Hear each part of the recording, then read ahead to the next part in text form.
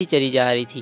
جہاں پاکستان کی economy $347 billion پر تھی، وہاں بنگلہ دیش کی اکانومی $416 بلین پر تھی۔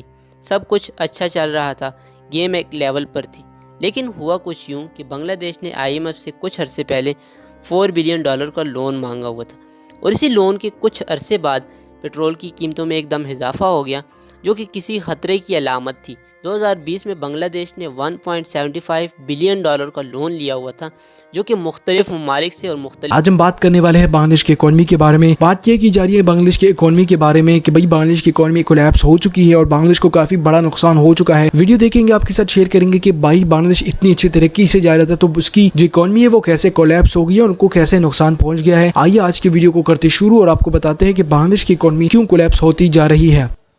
آج کی کہانی ہے دو ملکوں کی جو کچھ عرصہ پہلے ایک دوسرے سے الگ ہو چکے تھے۔ میں بات کر رہا ہوں ایسٹ پاکستان اور ویسٹ پاکستان کی، لیکن ہم یہاں پر ایسٹ پاکستان کو ڈسکس کریں گے، جسے بنگلہ دیش بھی کہا جاتا ہے۔ بنگلہ دیش جو پاکستان سے 1971 میں الگ ہو جاتا ہے، لیکن اپنی اکانومی کو بہت جلدی سٹیبل کر لیتے ہیں۔ جہاں پاکستان آج بھی اپنی جگہ وہیں کھڑا ہے جہاں 75 سال پہلے تھا، لیکن بنگلہ دیش نے اپنی اکانومی کو سٹیبل رکھا، اور کئی ممالک نے تو یہ بھی پریڈکٹ کیا تو 2041 میں بنگلہ دیش ایک ترقی یافتہ ملک ہوگا، لیکن ان کی یہ پریڈکشن غلط نکل آئی۔ کچھ اکنامک کرائسس کی وجہ سے بنگلہ دیش کی اکانومی ڈاؤن ہوئی۔ آئیے جانتے ہیں کہ وہ اکنامک کرائسس کیا تھے، کن وجوہات کی وجہ سے تھے۔ کہانی کا آغاز ہوتا ہے 2021 میں، جب پاکستان کی GDP کم سے کم ہوتی چلی جا رہی تھی، وہاں بنگلہ دیش کی GDP کنٹینیوسلی بڑھتی چلی جا رہی تھی۔ جہاں پاکستان کی اکانومی $347 بلین پر تھی، وہاں بنگلہ دیش کی اکانومی $416 بلین پر تھی۔ سب کچھ اچھا چل رہا تھا، گیم ایک لیول پر تھی۔ لیکن ہوا کچھ یوں کہ بنگلہ دیش نے IMF سے کچھ عرصے پہلے $4 بلین کا لون مانگا ہوا تھا، اور اسی لون کے کچھ عرصے بعد پیٹرول کی قیمتوں میں ایک دم اضافہ ہو گیا، جو کہ کسی خطرے کی علامت تھی۔ 2020 میں بنگلہ دیش نے $1.75 بلین کا لون لیا ہوا تھا، جو کہ مختلف ممالک سے اور مختلف جگہوں سے لیا ہوا تھا۔ لیکن بات یہ ہے کہ کوئی بھی ملک اگر آپ کو لون دیتا ہے تو وہ اس پر انٹرسٹ چارج کرتے ہیں، جو کہ آپ کو دینا پڑتا ہے۔ تھوڑا سا بیک گراؤنڈ پہ چلے جاتے ہیں۔ 2009 میں شیخ حسینہ بنگلہ دیش کی پرائم منسٹر بنی، اور انہوں نے آتے ساتھ ہی بڑے بڑے پروجیکٹ شروع کر دیے۔ یہ پروجیکٹ انفراسٹرکچر اور ڈیولپمنٹ سے ریلیٹڈ تھے۔ پلانز بہت اچھے تھے، لیکن یہ پروجیکٹ کافی قیمتی تھے اور کاسٹلی تھے۔ ان پر آنے والا بجٹ بہت زیادہ تھا۔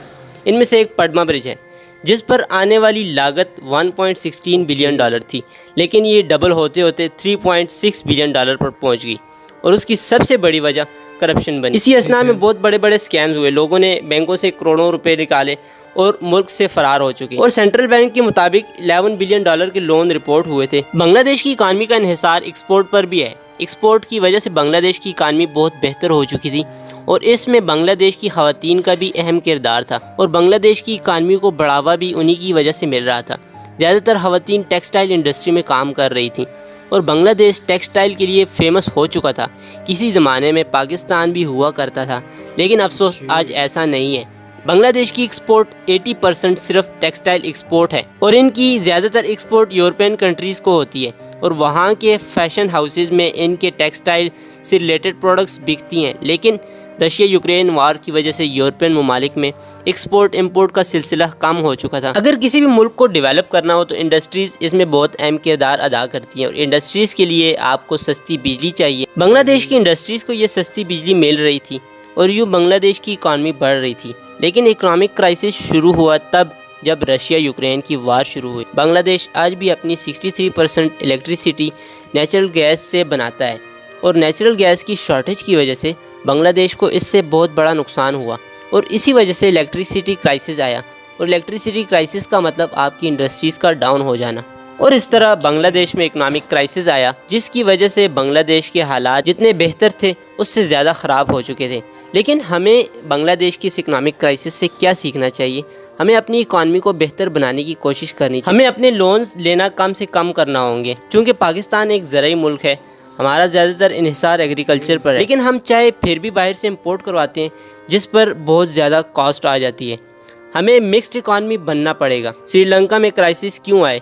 کیونکہ وہ چائے کا سب سے بڑا ایکسپورٹر تھا۔ بنگلہ دیش ٹیکسٹائل کا سب سے بڑا ایکسپورٹر تھا، اور ان کا سب سے بڑا امپورٹر یورپ تھا، جہاں ریسیشن کی وجہ سے ان کی ایکسپورٹ کم ہو گئی، اور ان کی اکانومی کو بڑا دھچکا لگا۔ ہماری ٹیکنالوجی نہ ہونے کے برابر ہے اور ہم ٹیکنالوجی سے ریلیٹڈ تمام پروڈکٹس چائنا سے امپورٹ کرواتے ہیں۔ اگر کل کو چائنا کی کسی ملک کے ساتھ لڑائی ہو جاتی ہے تو سب سے بڑا نقصان ہمیں ہوگا، کیونکہ جب کسی کنٹریز کے درمیان وار ہوتی ہے تو امپورٹ اور ایکسپورٹ روک دی جاتی ہے۔ بنگلہ دیش میں پاورٹی یعنی غربت کم ہو چکی تھی کیونکہ ایجوکیشن کو بڑھا دیا گیا تھا اور وومن امپاورمنٹ ہو رہا تھا، لیکن سب کچھ اچانک سے الٹ کیا اور بنگلہ دیش کو اکنامک کرائسس کا سامنا کرنا پڑا۔ اپ اینڈ ڈاؤن یہ تو زندگی کا حصہ ہے، جیسے انسان کے ساتھ ہوتا ہے، کنٹریز میں بھی ایسے معاملات پیش آ جاتے ہیں، کنٹریز بینکرپٹ بھی ہو جاتے ہیں، کووڈ بھی آ جاتے ہیں۔ شاید نیکسٹ اکنامک کرائسس والا ملک جرمنی ہو، کیونکہ رشیا یوکرین وار کی وجہ سے جرمنی بھی اس اکنامک کرائسس کی وجہ سے متاثر ہوگا۔ تو امید کرتا ہوں کہ ویڈیو آپ کو اچھی لگی ہوگی۔ اگر ویڈیو اچھی لگی ہو تو شیئر کر دیں، ورنہ تو آپ کی مرضی۔ تو ویڈیو آپ لوگوں نے دیکھ لی۔